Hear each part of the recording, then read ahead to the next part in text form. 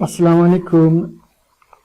मैं हूं अबीबुर रहमान और आप देख रहे हैं क्वेटा टीवी। स्टूडेंट्स, आज हम प्लांक्स क्वांटम थ्योरी को डिस्कस करेंगे।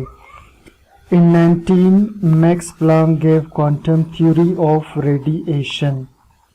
1900 में मैक्स प्लांक ने क्वांटम थ्योरी दिया था रेडिएशंस का। मैं सिर्फ थोड़ा सा आपको इसका बेसिक कॉन्सेप्ट थोड़ा सा डिस्कस कर लूं, उसके बाद हम आते हैं अपने टॉपिक की तरफ। अब उस ज़माने में, अब देखिए जी, हम इस टॉपिक का नाम है प्लांक्स क्वांटम थ्योरी। सही।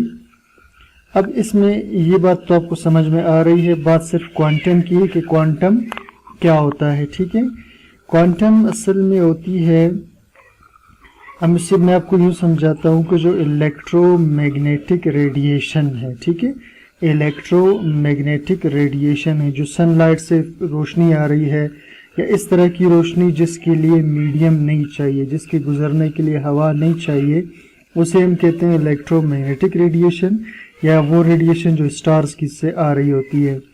तो उन्होंने कहा ये जो इलेक्ट्रोमैग्नेटिक रेडिएशन है इसमें एनर्जी होती है।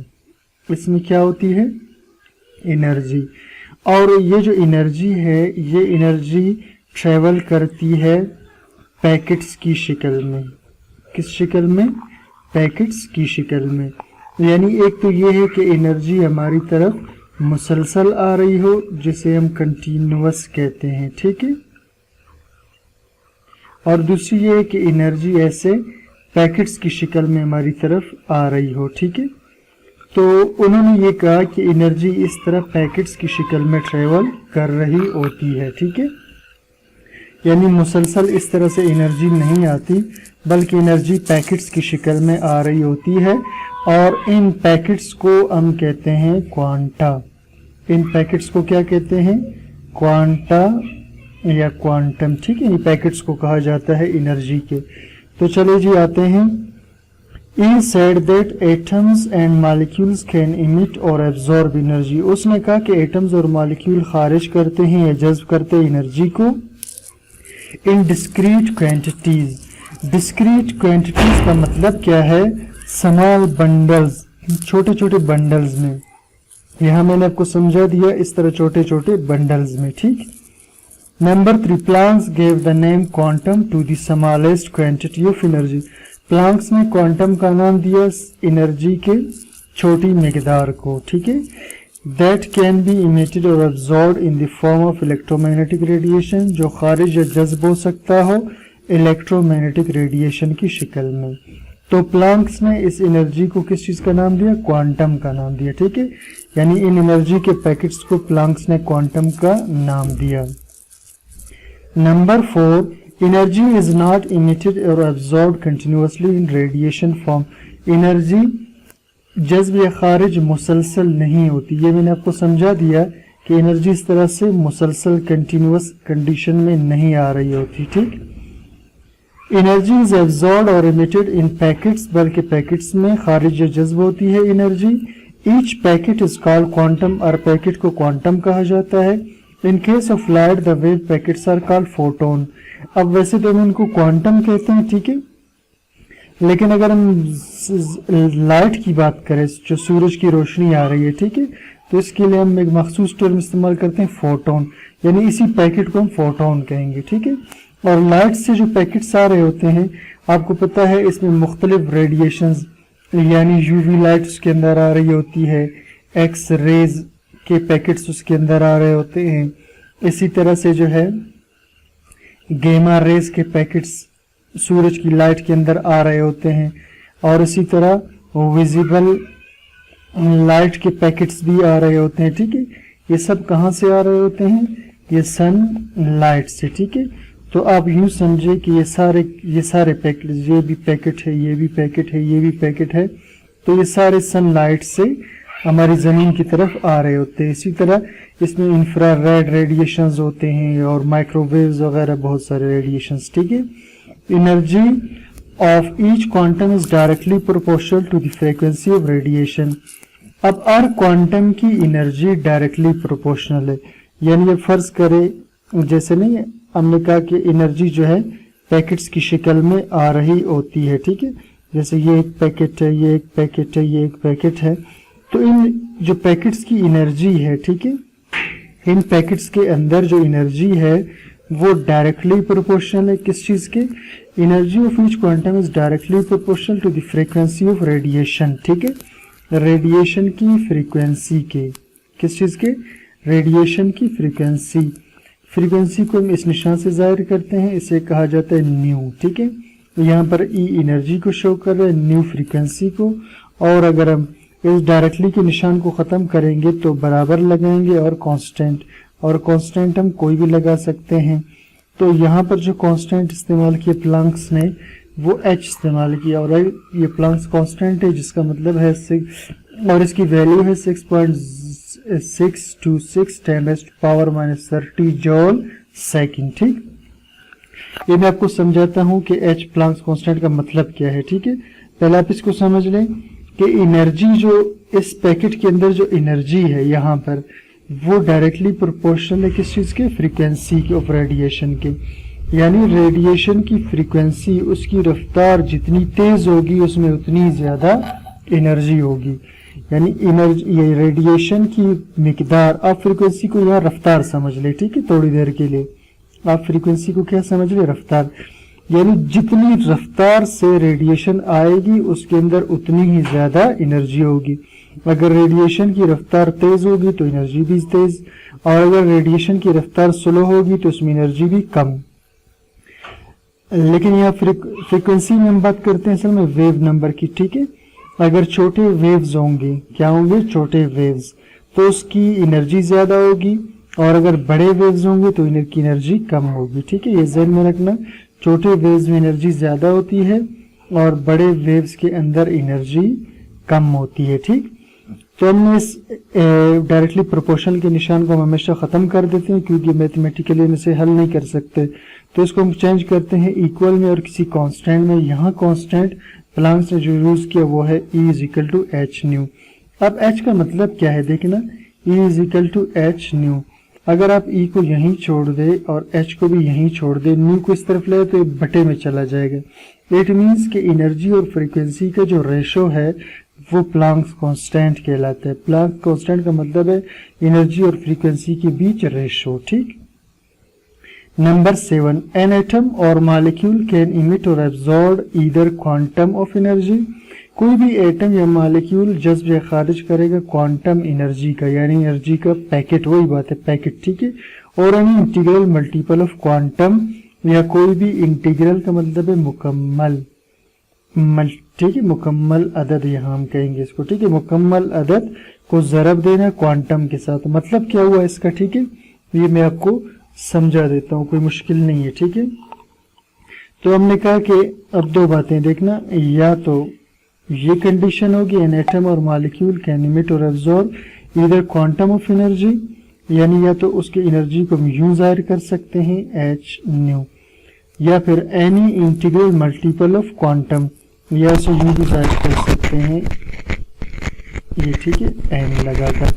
ये जो n है ये इंटीग्रल मल्टीपल को जाहिर कर रहे, यानी आपने एक मुकम्मल अदद को ज़रब देना है h न्यू के साथ। मतलब क्या हुआ, आप इसको यूं लिख सकते हो, ठीक है, n की जगह आप 1 लिखो और h न्यू, या E = n की जगह, इस n की जगह, क्योंकि ये जो n है ना ये 1 हो सकता है, 2 हो सकता है, 3 हो सकता है, 4 कुछ भी हो सकता है, ठीक है। तो इस अब यहाँ n की जगह आप 2 लगा दो, इसको मल्टीप्लाई दे दो h न्यू के साथ, और बिल्कुल इसी तरह आप n की जगह 3 लगा सकते हो, मल्टीप्लाई h न्यू। इसी तरह आप इस n की जगह 4 लगा सकते हो, मल्टीप्लाई h न्यू, ठीक है। ये मैं आपको समझाना चाह रहा था। अब दोबारा देखें, एन एटम और मॉलिक्यूल कैन इमिट और एब्जॉर्ब, एटम या मॉलिक्यूल जज्ब कर सकता है या खारिज कर सकता है इधर क्वांटम ऑफ एनर्जी, या तो इस शक्ल में क्वांटम ऑफ एनर्जी, ठीक, जो पहले भी हमने डिस्कस किया। और any integral multiple of quantum, ये हुआ क्वांटम और ये हुआ integral multiple, quantum integral multiple, सही। और मैंने आपको समझा दिया इसका मतलब क्या है, यानी आपने इसके साथ सिर्फ अदद लगाने हैं, ठीक है। अब इसके बाद कुछ टर्म्स यहाँ डिस्कस करते हैं जो ऊपर गुजर गए। पहला है frequency. The number of waves passing through a point in 1 second is called frequency. यानी एक खास पॉइंट हो, जैसे फर्ज करें ये एक पॉइंट है, ठीक है। अब ये वेव आ रहा है, इस पॉइंट के अंदर दाखिल हो रहा है और यहाँ से निकल रहा है, ठीक है। अब इस पॉइंट से 1 सेकंड में कितने वेव्स गुजरेंगे वो फ्रीक्वेंसी है। फर्ज करें 1 सेकंड में यहाँ से 5 वेव्स गुजर गए। कितने वेव्स गुजर गए? 5 वेव्स। तो हम कहेंगे इसकी फ्रीक्वेंसी 5 है। तो हम क्या कहेंगे? इसकी फ्रीक्वेंसी कितना है? 5 है, ठीक है। तो एक खास पॉइंट से 1 सेकंड में जितनी वेव्स गुजरेंगे उसे फ्रीक्वेंसी कहते हैं। इसको हम जाहिर करते हैं न्यू से और इसका यूनिट हर्ट्ज से या साइकिल पर सेकंड है। और इसका फार्मूला ये है कि फ्रीक्वेंसी, ठीक है, डायरेक्टली प्रोपोर्शनल या बराबर होता है वेलोसिटी ऑफ लाइट की। यानी जितनी ज्यादा लाइट की वेलोसिटी होगी उतनी ही उसकी फ्रीक्वेंसी होगी, ठीक है। या जितनी वेलोसिटी होगी उतनी ही frequency. C velocity of light है जो 3 मल्टीप्लाई 10⁸ मीटर पर सेकंड है, ठीक है। 3 ज़रब 10 की ताकत 8 मीटर फी सेकंड। और अगर आप इसे किलोमीटर में लेते हैं तो ये 3 लाख किलोमीटर फी सेकंड।